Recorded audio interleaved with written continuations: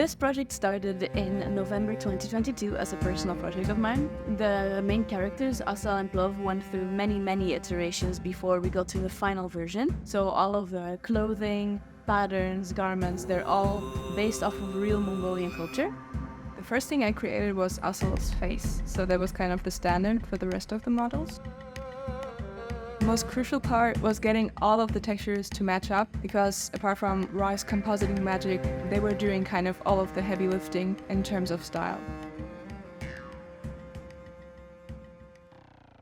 I thought creating Plov and tackling the rigging would be the most difficult aspect of my work in this project. But we soon found out that we would need a lot more hands on deck for the amount of simulations we needed. What we were aiming for was simulated clothes with fur that matched the style of Plov, and by extension a deeper visual connection of the two characters together.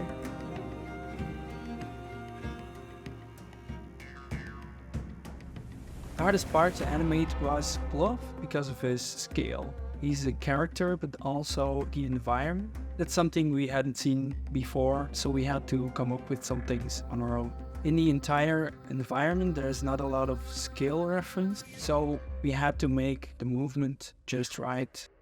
I mainly worked on the fur for this project. I simulated long hair dynamically, and for the shorter hair on the face and the legs, I sculpted the guides myself so I could have more control over the flow of the hair without relying on dynamic simulations. The many simulations were heavy to cache, so I had to try optimize as much as possible. For Asal's hair, I used a tube grooming method in XGen and then dynamically simulated multiple guides constrained together to act as separate strands of hair.